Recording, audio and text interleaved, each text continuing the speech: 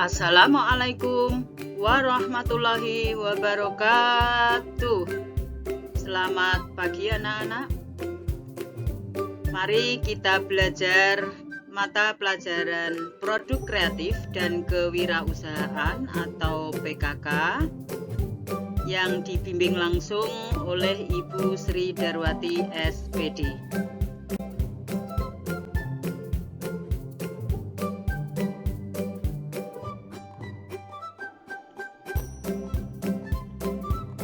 Oke, hari ini kita masih belajar materi PKK pada KD 6 tentang media promosi pemasaran industri perhotelan dan jasa pariwisata untuk video yang kedua.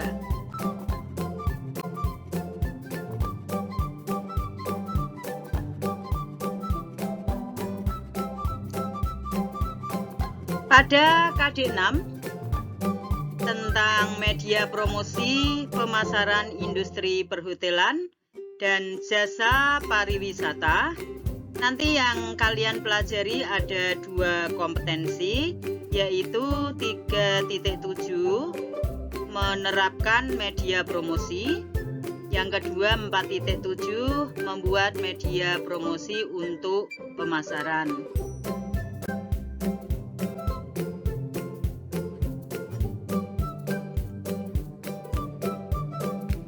Pada KD 6 ini tentang media promosi pemasaran industri perhotelan dan jasa pariwisata memiliki beberapa tujuan pembelajaran nanti yang harus kalian gali informasinya, kalian pahami betul-betul. Nah, apa saja tujuan pembelajaran itu? Yang pertama, menjelaskan ruang lingkup media promosi.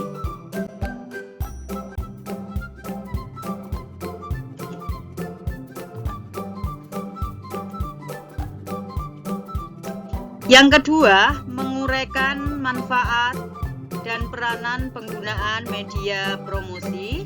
Yang ketiga, memahami tujuan penggunaan media promosi. Yang keempat, mengidentifikasi jenis-jenis media promosi. Yang kelima, menguraikan optimalisasi penggunaan media promosi yang tepat. Yang keenam, memilih media promosi berdasarkan segmentasi pasar yang tepat. Dan yang terakhir nanti yang ketujuh, membuat media promosi untuk kebutuhan pemasaran usaha. Untuk video yang kedua ini nanti kita membahas menguraikan optimalisasi penggunaan media promosi yang tepat. Kemudian nanti dilanjutkan video yang ketiga tentang bagaimana strategi media promosi yang harus kita pilih. Oke, kita lanjutkan slide selanjutnya.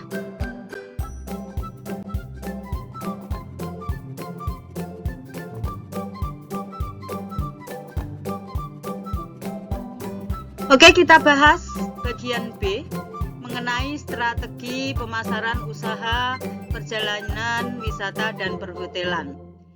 Ini nanti masih ada video yang terakhir, yang ketiga, di mana pada bagian B ini kita bagi 2 video karena materinya lebih panjang. Oke, kita lanjutkan. Di dalam submateri B, strategi pemasaran usaha perjalanan wisata dan perhotelan, ada 5 submateri ya. Yang pertama, jenis periklanan bisnis. Yang kedua, bentuk promosi. Yang ketiga, tujuan strategi media promosi. Yang keempat, prosedur pemilihan media promosi. Dan yang kelima, strategi pemasaran kaitannya dengan segmentasi pasar. Karena bagian B ini materinya lebih panjang yang perlu dijelaskan atau diuraikan, maka dari 5 submateri ini kita bagi 2. Untuk video yang kedua nanti membahas Yang pertama jenis periklanan bisnis dan yang kedua bentuk promosinya.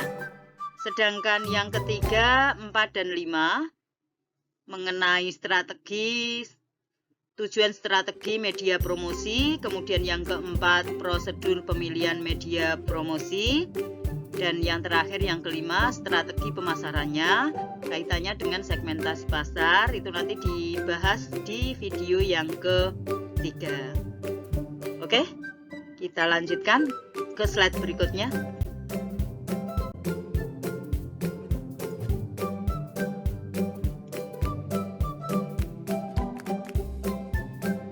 Kita bahas yang pertama, jenis periklanan bisnis. Ada dua jenis periklanan yang dapat kalian pelajari nanti, dipilih oleh pebisnis seandainya kalian nanti membuka wirausaha. Apa saja? A. Product Oriented Advertising. Bagaimana jenis periklanan ini? Kita uraikan, kita jelaskan ya.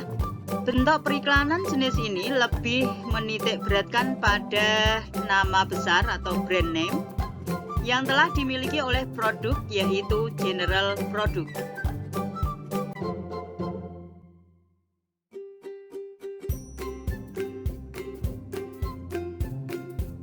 Dengan demikian, seorang pebisnis atau wirausahawan ya, eceran, sebaiknya menyadari bahwa brand name telah ada dan dibentuk dari produsennya atau pembuat produk tersebut. Sehingga yang harus dilakukan dalam promosi yaitu menarik perhatian konsumen untuk membeli produk yang telah memiliki brand name di toko yang dikelola.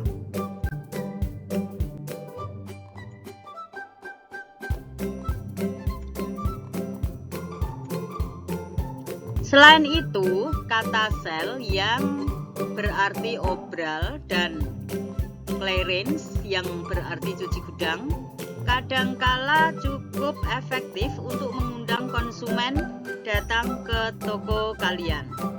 Jika banyak konsumen tertarik untuk masuk ke toko kalian, seandainya kalian nanti berwirausaha ya, berarti akan tercipta adanya store traffic. Walaupun produk yang diobral seharusnya hanya produk tertentu saja.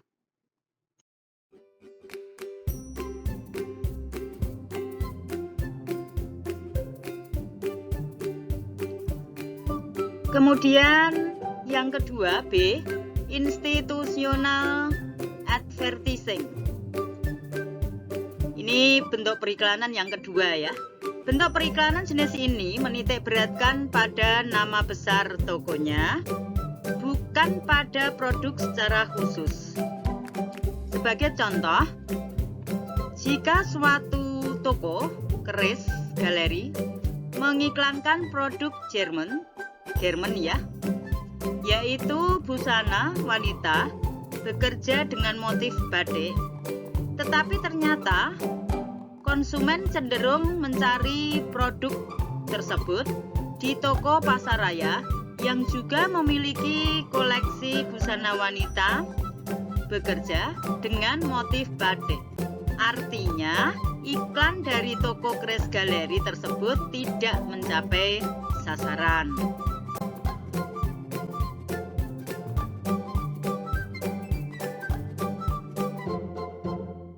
Yang kedua, bentuk promosi. Bentuk promosi ada beberapa macam jenisnya. Yuk kita pelajari, kita uraikan. A. Iklan atau advertising.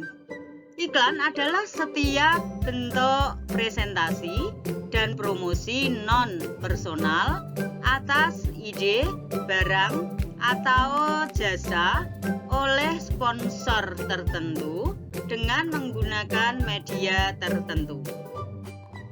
Media yang sering digunakan untuk periklanan atau advertising dapat melalui surat kabar, majalah, direct email, televisi, radio, bioskop, papan reklame, card, lampu-lampu, katalog, telepon, dan lain sebagainya.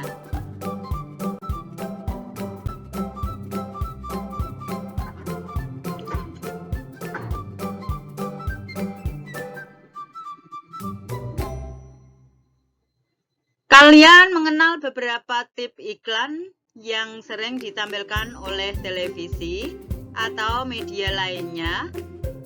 Apa saja diantaranya sebagai berikut. Yang pertama, press advertising. Iklan tip ini lebih menonjolkan harga yang menarik. Contohnya, beli 2 dapat 3.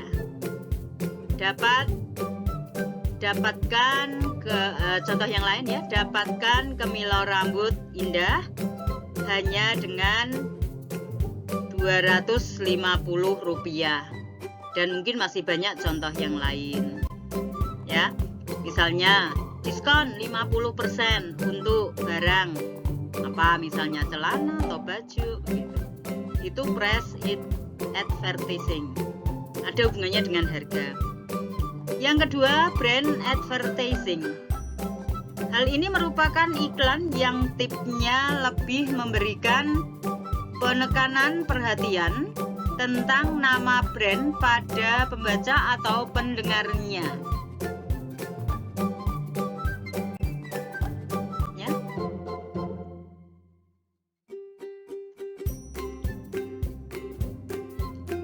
B. Hubungan masyarakat atau public relation.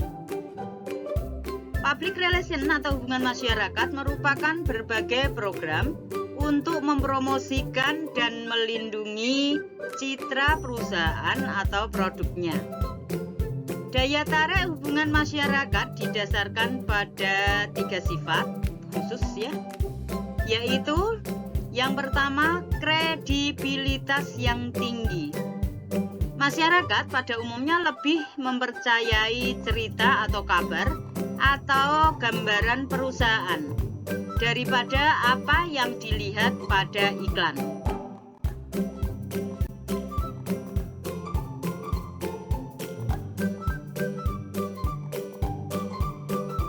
Yang kedua, dramatisasi. Hubungan masyarakat memiliki kemampuan untuk mendramatisasi suatu perusahaan atau produk. Hal ini dapat membangun kepercayaan publik.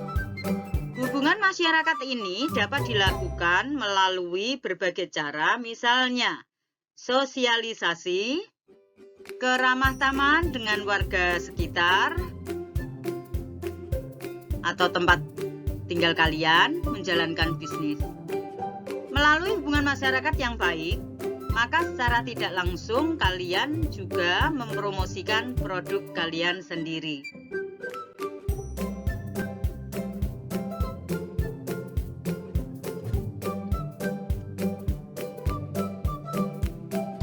Kita lanjutkan C. Pameran dan eksibisi.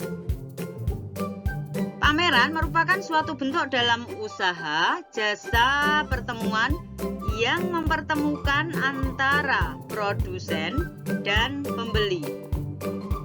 Pengertian pameran yang lebih jauh adalah suatu kegiatan promosi yang dilakukan oleh suatu produsen, kelompok organisasi, perkumpulan tertentu dalam bentuk menampilkan display produk kepada calon relasi atau pembeli.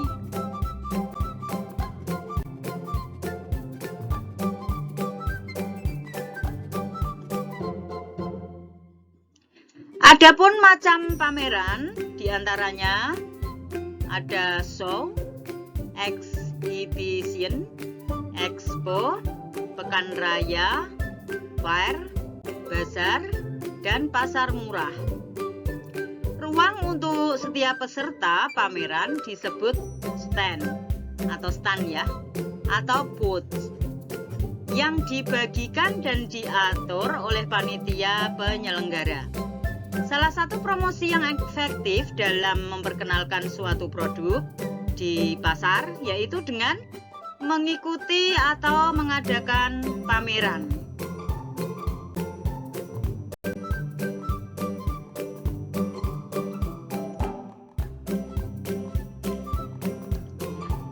Pameran mempunyai manfaat, beberapa manfaat diantaranya. Yang pertama, memperkenalkan produk baru. Dalam pameran, memperkenalkan produk baru biasanya dilakukan secara intensif oleh penjaga stand. Kaitannya dalam hal ini seharusnya penjaga pameran beraksi terhadap perkembangan reaksi pengunjung pameran dari bentuk respon sekecil apapun. Jika perlu, pancing reaksi baik ucapan dan penolakannya.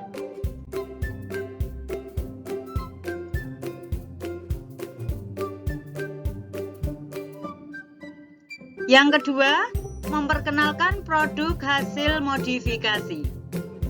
Modifikasi merupakan inovasi dalam bisnis.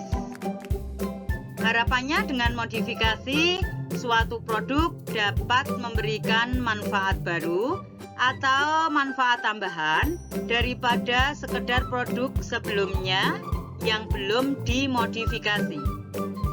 Ada kalanya juga modifikasi itu untuk keperluan seni.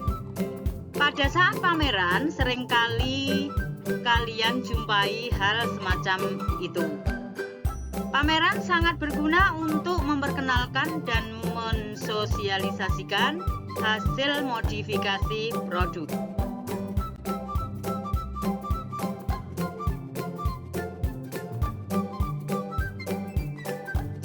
Yang ketiga, memperkuat citra perusahaan. Suatu perusahaan yang telah berdiri selama beberapa tahun dan telah mempunyai pelanggan akan sangat bermanfaat jika melakukan pameran atau produk-produk atas produk-produknya ya, terutama produk baru.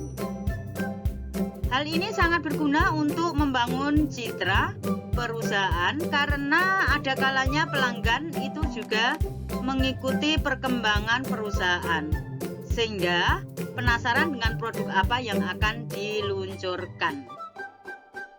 Pameran menjawab rasa penasaran pelanggan yang seperti itu. Jadi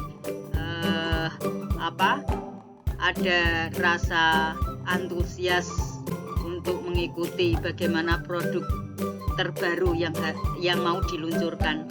Itu membuat rasa penasaran pelanggan yang biasanya mengikuti produk-produk dari perusahaan tersebut ya. Yuk kita lanjutkan slide.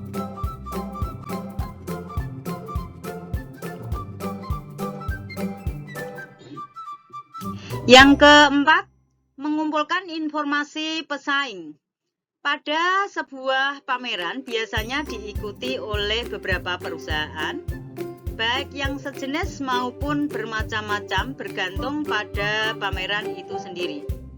Dengan mengikuti pameran itu, pemilik perusahaan dapat mencari informasi tentang perusahaan lain, baik itu mengenai harga, produk baru, cabang perusahaan atau agen, alat mesin, teknologi yang digunakan, dan mungkin yang lainnya yang perlu dicari informasinya.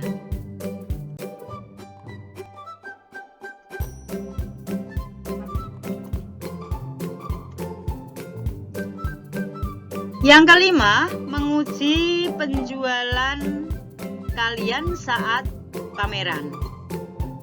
Pameran dapat digunakan sebagai cermin dari hasil penjualan jangka pendek. Keberhasilan jangka panjang dapat diuji dengan keberhasilan jangka pendek, sehingga hasil dari pameran perlu dievaluasi. Apabila ada kekurangan, baik itu mengenai produknya atau cara promosinya. Nah, kalau ada kekurangan nanti dengan adanya pameran, maka bisa diperbaiki atau dievaluasi kembali. Kekurangannya kira-kira apa? Dan yang perlu diperbaiki itu masalah apa begitu. Itu hasil evaluasi atau menguji penjualan pada sebuah produk di pameran. Lanjut ke slide berikutnya.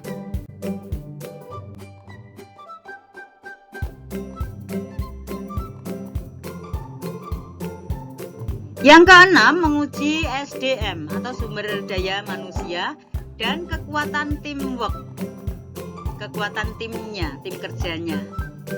Pada sebuah pameran, kekuatan teamwork perusahaan sangat diuji.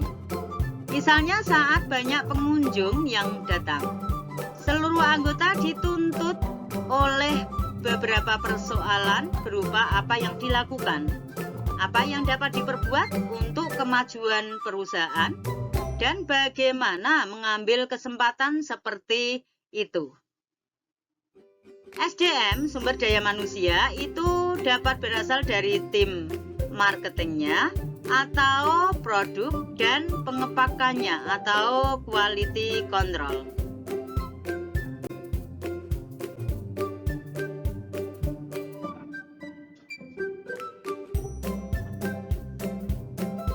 Kita lanjutkan D, informasi dari mulut ke mulut. Ini biasanya diberi istilah MLM, mulut ke mulut ya. Atau disebut istilah word of mouth. Informasi dari mulut ke mulut merupakan teknik promosi melalui percakapan dari seseorang kepada orang lain untuk menyebarkan informasi yang dimaksud. Kaitannya dalam hal ini, peranan orang sangat penting dalam mempromosikan barang dan jasa.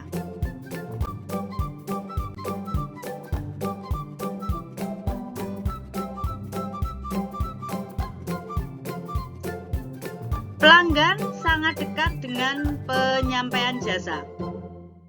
Dengan kata lain, pelanggan tersebut akan berbicara dengan pelanggan lain yang berpotensial tentang pengalaman dalam menerima jasa tersebut. Sehingga informasi dari mulut ke mulut ini sangat besar pengaruhnya dan dampaknya terhadap pemasaran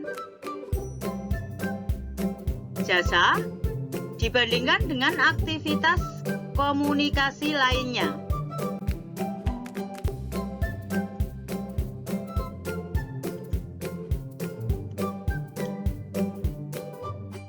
E. Pemasaran langsung atau direct marketing.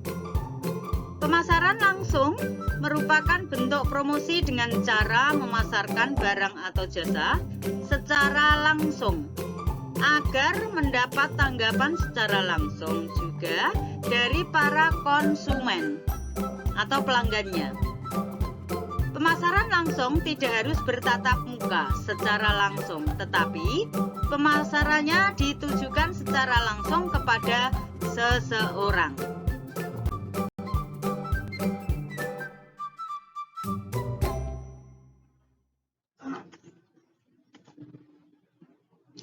Pemasaran langsung ini dapat melalui penggunaan media, ya, misalnya surat, telepon, fleksmail, email, dan alat penghubung non-personal lain untuk berkomunikasi secara langsung dengan atau mendapatkan tanggapan langsung dari pelanggan dan calon pelanggan tertentu.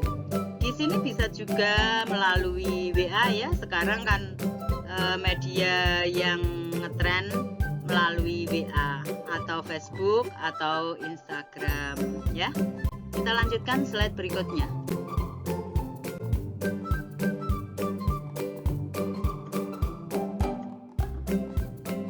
Secara umum pemasaran langsung mempunyai ciri-ciri sebagai berikut. Yang pertama, ciri-cirinya non-public.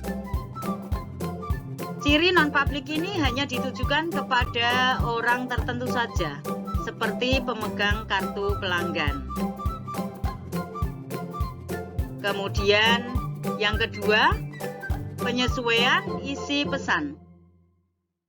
Isi dari informasi diteliti dan disesuaikan dengan kondisi dari orang yang akan dikirim, sehingga lebih menarik dan tidak salah sasaran.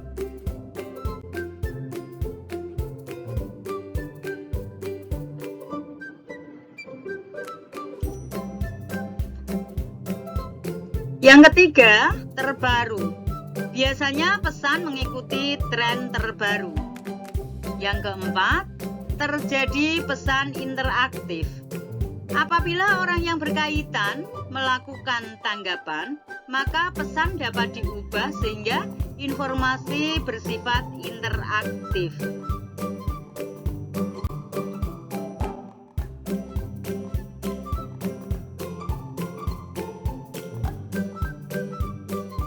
Manfaat yang dapat diambil dengan melakukan pemasaran secara langsung dapat dijelaskan sebagai berikut. Yang pertama, belanja dapat dilakukan oleh konsumen di rumah sehingga hemat waktu dan biaya transportasi dan lebih nyaman.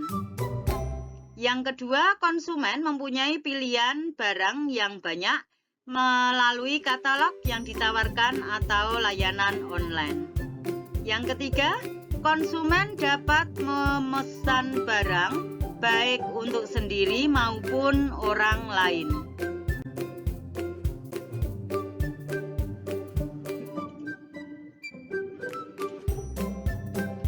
Yang keempat, konsumen dapat mempelajari produk sebelum membeli tanpa harus menemui wiraniaga yang mungkin menyita waktu. Yang kelima, penjual dapat memilih calon konsumen dengan karakteristik yang sesuai dengan produk. Yang keenam, penjual dapat mengkhususkan dan menyesuaikan pesanan sesuai kebutuhan calon konsumen. Yang ketujuh, bahan informasi pemasaran langsung memiliki keterbacaan yang tinggi karena bahan tersebut dikirimkan pada calon pembeli yang jelas tengah berminat.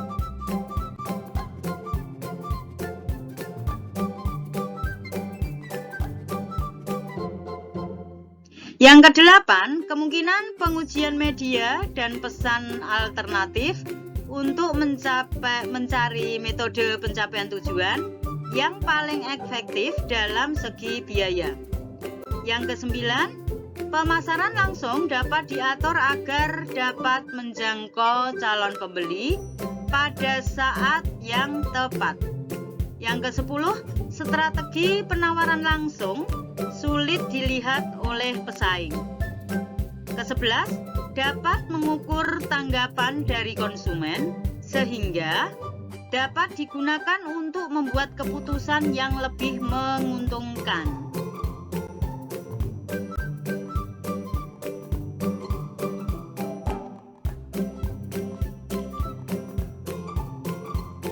Kita lanjutkan F, kewiraniagaan atau personal selling. Kewiraniagaan atau disebut juga personal selling adalah presentasi langsung dalam suatu percakapan dengan satu atau lebih calon pembeli dengan maksud untuk mendapatkan penjualan. Kewiraniagaan merupakan unsur terpenting kedua bagi eksekutif untuk menentukan perpaduan promosinya dalam mendapatkan pesanan.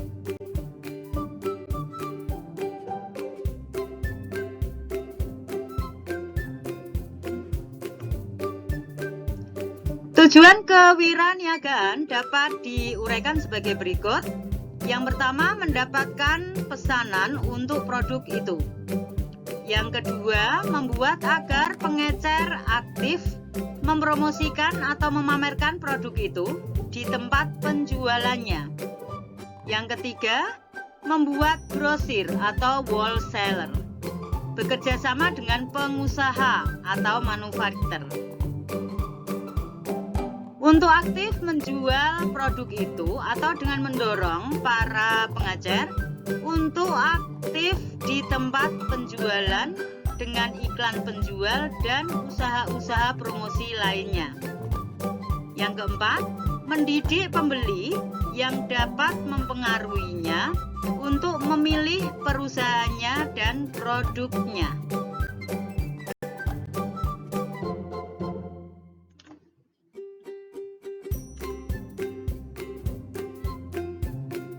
G. Promosi konsumen.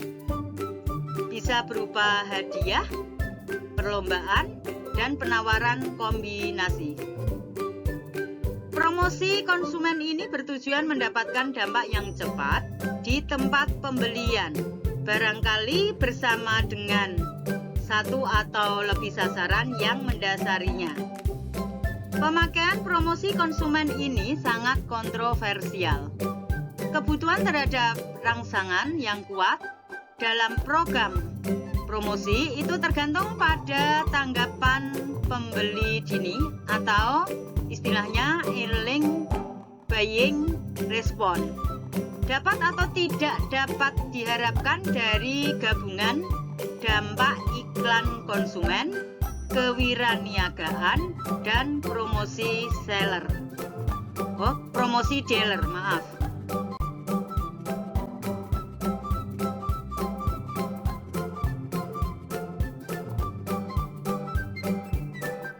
Jadi promosi konsumen adalah alat praktis jangka pendek yang bertujuan untuk merangsang tanggapan yang segera di tempat pembelian. Jika diterapkan dalam keadaan yang tepat bersama-sama dengan unsur-unsur lainnya dalam perpaduan promosi, penggunaannya dapat memberikan hasil dalam waktu jangka pendek. Namun manfaat jangka panjang dari pemakaian promosi akan lebih sulit jika digunakan untuk mempromosikan.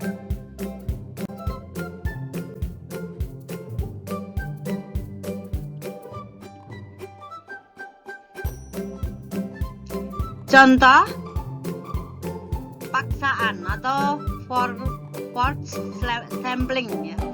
sampling dari suatu produk baru. Meskipun manfaat jangka panjang memang mungkin dapat diraih. Kemudian, jika digunakan dalam promosi dari merek yang telah terkenal dan mapan atau established brand ya, peningkatan porsi pasarnya atau disebut istilah share of market biasanya hanya bersifat sementara.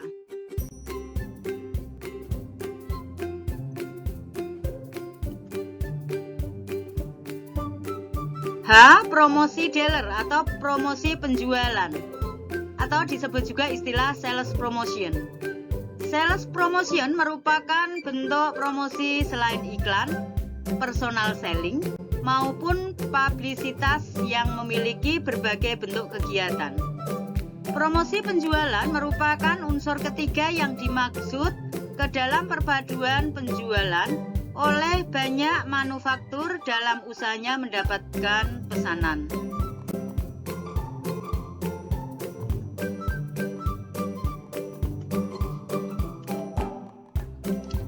Promosi penjualan meliputi berbagai jenis iklan, etalase, dan pameran interior, demonstrasi produk, perlombaan konsumen, pemberian hadiah, penggunaan kombinasi penawaran, pembagian contoh cuma-cuma, dan aktivitas-aktivitas lainnya yang bertujuan meningkatkan penjualan suatu merek produk tertentu.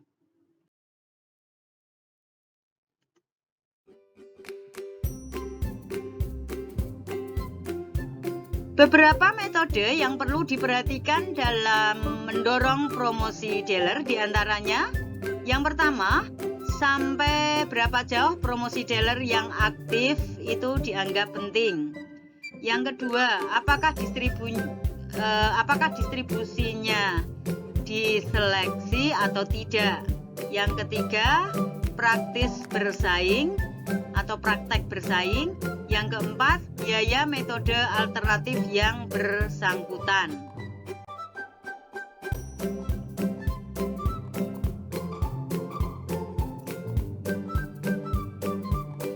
Sampai di sini materi dari video yang kedua. Nanti kita lanjutkan untuk video yang ketiga. Tadi sub materi mulai dari yang ketiga sampai terakhir yang kelima. Oke, terima kasih.